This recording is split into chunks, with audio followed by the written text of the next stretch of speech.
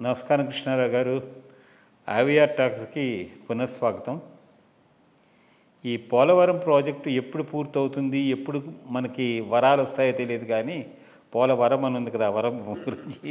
So ఎప్పుడు ఏదో ఒక ఇది రావడము, మరి ఎక్కడ రాజశేఖర్ రెడ్డి గారి ముందరి నుంచి ఆ పోలవరం ప్రాజెక్టు దాన్ని హేతుతగ్గులు చేయడము, దానికి ప్రొటెక్టివ్ బండు ఇవన్నీ గురించి మాట్లాడటము, వాళ్ళు చేయలేదు వీళ్ళు చేయలేదు అనుకోవడం ఇదంతా అయిపోయింది.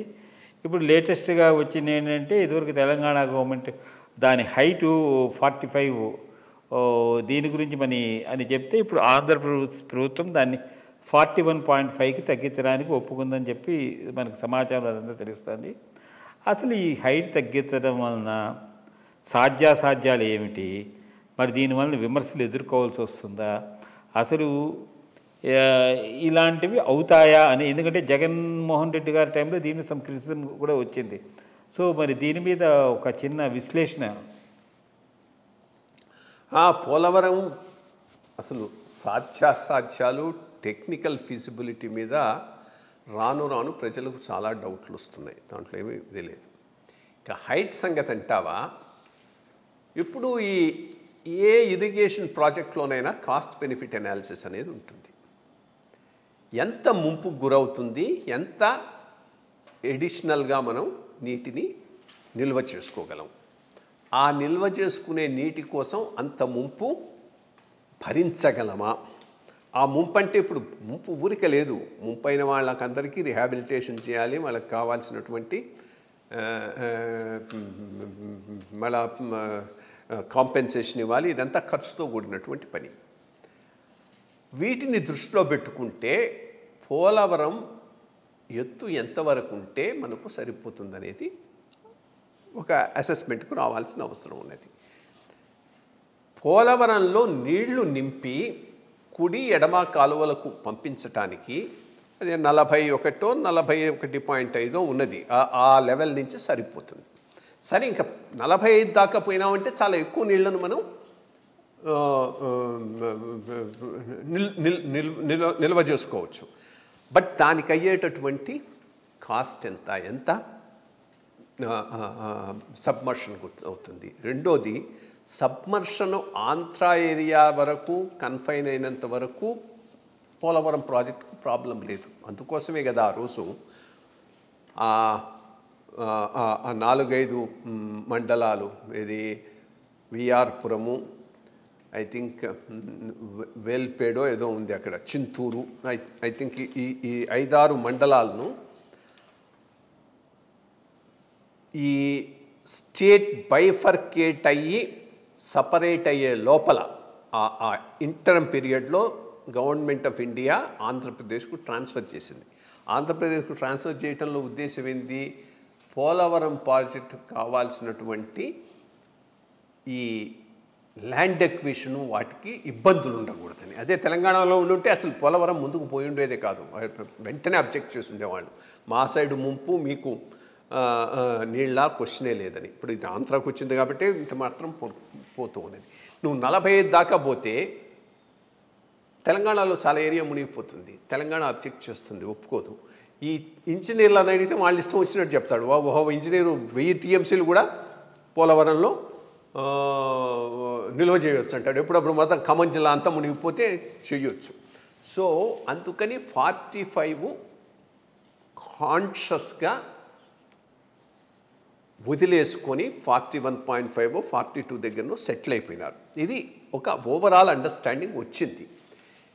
ఈ అండర్స్టాండింగ్కు తెలుగుదేశం గవర్నమెంట్ ఉన్నప్పుడు దీనికి కట్టుబడి ఉన్నట్టే ఉంది, జగన్మోహన్ రెడ్డి ప్రభుత్వం ఉన్నప్పుడు కట్టుబడి ఉన్నట్టే ఉంది. కానీ జగన్మోహన్ రెడ్డి ప్రభుత్వం ఉన్నప్పుడు ఈనాడు వాడు ఫ్రంట్ పేజీలో 45 మీటర్లు అనుకుంటా ఆ లెవెల్లో ఉండాల్సింది 41.5 42కు కాంప్రమైజ్ అయిపోయినాడంటూ పుంఖాలుగా రాశారు. ఈరోజు రాయట్లేదు, ఎందుకంటే వీళ్ళది కాబట్టి గవర్నమెంట్. ఇటువంటి విషయాల్లో ఒక public stand, opposition, party in power తీసుకొని ఈ కారణాల వల్ల ఈ హైట్కి మేము ఒప్పేసుకున్నామనేది చెప్పేసేస్తే దాంట్లో పోయేదేమీ లేదు. లేకపోతే కొంతమంది స్వయం ప్రకటిత మేధావులు 45 లేకపోతే అసలు ఏముంది, మా ఆంధ్రాకి అంత అన్యాయం జరిగిపోతుందని ఏదేదో వాగుతూ ఉంటారు. సో ఐ థింక్ అది ఒక కాన్షియస్ డెసిషన్ అయినట్టుంది. దాని వరకు ఐ థింక్ దానిలో ఇంకా రీఓపెనింగ్ రాకపోవచ్చు. ఎందుకంటే ఎక్కడైనా కానీ అంత ఎత్తున ల్యాండ్ ఎక్విషన్ చేయాలి, రిహాబిలిటేషన్ చేయాలంటే వేల కోట్లు, అది గవర్నమెంట్ ఆఫ్ ఇండియా డబ్బైనా స్టేట్ గవర్నమెంట్ డబ్బైనా కానీ దానివల్ల అంత ఫలితం లేనప్పుడు అవసరమా? సో అదే ఆ పాయింట్ మీద ఏదో క్లారిటీ ఉన్నట్టుంది. అందుకని దీనికి కట్టుబడిపోయినారు. మంచిది, ఆ లెవెల్కి వచ్చేటప్పటికి ఆ పైన ఆలోచించుకోవచ్చు అనేది కూడా రెండో పాయింట్. రెండు కూడా ఉండటం జరుగుతుంది. ఇక ఇది ఏందనేది కూడా ఒక పెద్ద సమస్యగానే ఉన్నది. ఇప్పుడు ఇది మొదలు పెట్టడం కిరణ్ కుమార్ రెడ్డి గారు ముఖ్యమంత్రిగా ఉన్నప్పుడు, అంటే 2012-11 ప్రాంతాల్లో ఫస్ట్ టెండర్ ఇచ్చి ఫైనలైజ్ చేశారు ఇది కట్టడానికి. సరే, డ్యామే లేకుండా కెనాల్స్ కట్టారు, అది వేరే విషయం. రాజశేఖర రెడ్డి గారి టైంలో జరిగినటువంటి గొప్ప విషయం ఏంటంటే అసలు డ్యాము ఆలు లేదు, సూలు లేదు, కొడుకు పేరు సోమలింగడు అన్నట్టు రైట్ కెనాలు లెఫ్ట్ కెనాలు రెండు కానీ ఇచ్చేశారు. ఎందుకంటే అది అర్త్ వర్క్లో కావాల్సినంత డబ్బులు వస్తాయి. డ్యామ్ అది 2005-6 ప్రాంతాల్లో కెనాల్స్ అయితే, డ్యాముకు 2011-12 ప్రాంతం కిరణ్ కుమార్ రెడ్డి టైంలో టెండర్ సెటిల్ చేశారు. టెండర్ చేసిన వాడు అసలు పనే చేయలేదు. 2014లో వీళ్ళు వచ్చిన తర్వాత కేంద్ర ప్రభుత్వం తీసుకుంది కాబట్టి కొంత కదలిక వచ్చింది. కదలిక వచ్చినా కానీ పెట్టిన నీళ్లు పెట్టినట్టే, పోసిన డబ్బు పోసినట్టే ధారలుగా పోవటమే కానీ స్ట్రక్చర్ అయితే రావటం లేదు. ఆ డయాఫ్రమ్ వాల్ హొతరవ కట్టారు, పోయింది. మళ్ళీ డయాఫ్రమ్ వాల్ కడతామంటున్నారు.